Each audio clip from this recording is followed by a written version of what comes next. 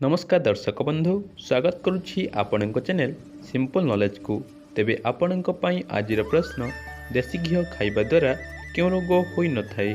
तेबे आपणकर ऑप्शन गुडी कहला ऑप्शन ए काश, बी थंडा, सी कफ, डी मोटापण।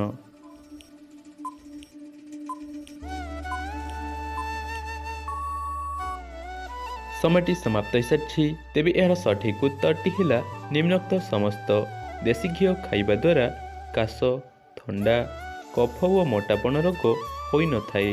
परवर्ती प्रश्नटी है राति रे क्यों खाद्य खाइले पाचन तंत्र खराब हुए नहीं। तेबे आपणकर ऑप्शन गुडी कहला ऑप्शन ए आमिष, बी शाकाहारी, सी खट्टा, डी पिता।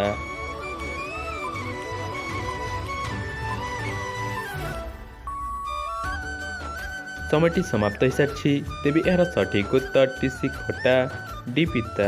राति रे खट्टा और पिता खाद्य खाइले पाचन तंत्र खराब हुए नहीं। परवर्ती प्रश्नटी है कुरकुरी खाइले मनिषर केउं अंग खराब होई थाए।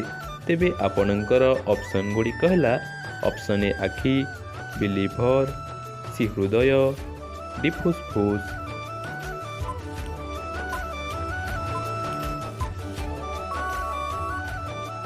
समयटी समाप्त हो सारी। तेबे यार सठिक उत्तर बी लिभर। कुरकुरी खाइले मनिषर लिभर अंग खराब होई थाए। परवर्ती प्रश्नटी है क्यों पशुर क्षीर रे सबुठारु अधिक पानी रही थाए। तेबे आपणकर ऑप्शन गुडी कहला ऑप्शन ए हाथी, बी गाई, सी हरिण, डी मेंढा।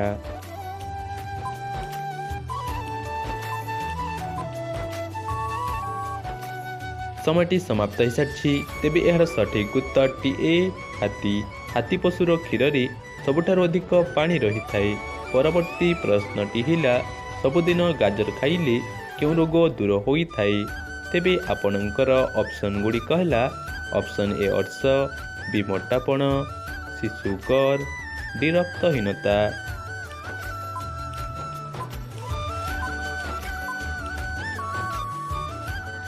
समयटी समाप्त हो सारी। तेबे यार सठिक उत्तर डी रक्तहीनता। सबुदिन गाजर खाइले रक्तहीनता रोग दूर होई थाए। परवर्ती प्रश्नटी है चीनाबादाम खाइले मनिषर कौन शीघ्र बढ़ी थाए। तेबे आपणकर ऑप्शन गुडी कहला ऑप्शन ए उच्चता, बी ओजन, सी स्मरण शक्ति, डी बुद्धि।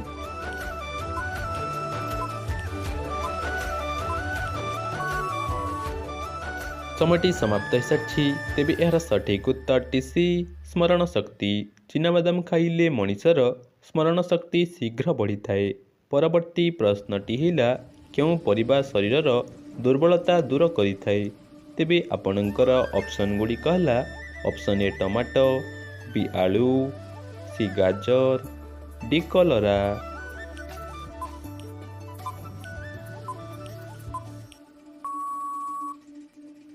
समयटी समाप्त हो सारी। तेबे यार सठिक उत्तर ए टमाटो। टमाटो परिबा शरीरर दुर्बलता दूर करि थाए। परवर्ती प्रश्नटी है सकाळु खाली पेटरे चना खाइले कौन वृद्धि होई थाए। तेबे आपणकर ऑप्शन गुडी कहला ऑप्शन ए ओजन, बी शक्ति, सी मोटापण, डी एही तीनोटी जाक।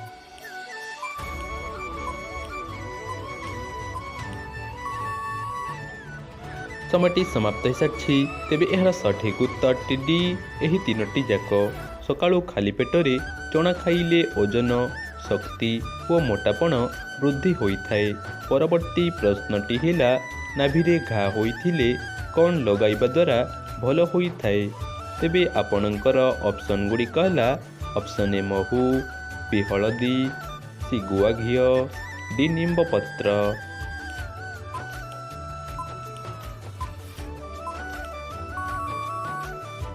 समयटी समाप्त हो सारी। तेबे यार सठिक उत्तर बी हलदी, सी गुआ घी, डी निम्ब पत्र। नाभिरे घा होइथिले हलदी गुंड, गुआ घी और निम्ब पत्र मिसई लगाइले भल होई थाए।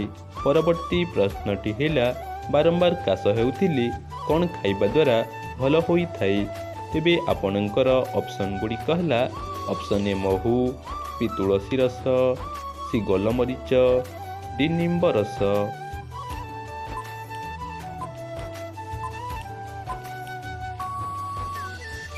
ସମୟଟି ସମାପ୍ତ ହୋଇସାରିଛି। ତେବେ ଏହାର ସଠିକ୍ ଉତ୍ତରଟି ଜାଣିବା ପୂର୍ବରୁ ଯଦି ଭିଡ଼ିଓଟି ଭଲ ଲାଗୁଛି ତାହେଲେ ଭିଡ଼ିଓଟିକୁ ଗୋଟିଏ ଲାଇକ୍ କରି ଚ୍ୟାନେଲକୁ ସବସ୍କ୍ରାଇବ୍ କରନ୍ତୁ।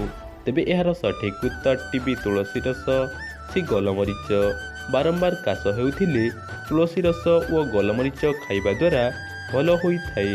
ପରବର୍ତ୍ତୀ ପ୍ରଶ୍ନଟି ହେଲା କେଉଁ ଫସଲ ଖରିଫ ଓ ରବି ଋତୁରେ ଚାଷ କରାଯାଏ? ତେବେ ଆପଣଙ୍କର ଅପସନ୍ ଗୁଡ଼ିକ ହେଲା ଅପସନ୍ ଏ ବାଜରା, ବି ମୁଗ, ସି ଧାନ, ଡି ଗହମ।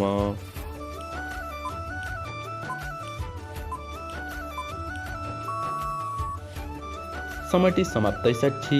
ତେବେ ଏହାର ସଠିକ୍ ଉତ୍ତରଟି ଡି ଗହମ। ଗହମ ଫସଲ ଖରିଫ ଓ ରବି ଋତୁରେ ଚାଷ କରାଯାଇଥାଏ। ତେବେ ଆଜିର ଅନ୍ତିମ ପ୍ରଶ୍ନଟି ଆପଣଙ୍କ ପାଇଁ ରହିଲା ଓଡ଼ିଶାର ଜାତୀୟ ପରିବାର ନାମ କ'ଣ? ତେବେ ଆପଣଙ୍କର ଅପସନ୍ ଗୁଡ଼ିକ ହେଲା ଅପସନ୍ ଏ ବାଇଗଣ, ବି ଆଳୁ, ସି କଖାରୁ, ଡି ଭେଣ୍ଡି।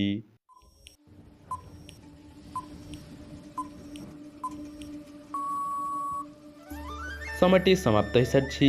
ତେବେ ଏହାର ସଠିକ୍ ଉତ୍ତରଟି ଯଦି ଆପଣଙ୍କୁ ଜଣାଅଛି ତାହେଲେ କମେଣ୍ଟ ମାଧ୍ୟମରେ ନିଶ୍ଚୟ ଜଣାନ୍ତୁ ଏବଂ ଆଜିର ଏହି ଭିଡ଼ିଓରେ କେତୋଟି ପ୍ରଶ୍ନର ସଠିକ୍ ଉତ୍ତର ଦେଇପାରିଲେ ତାହା ମଧ୍ୟ କମେଣ୍ଟ କରି ନିଶ୍ଚୟ କୁହନ୍ତୁ।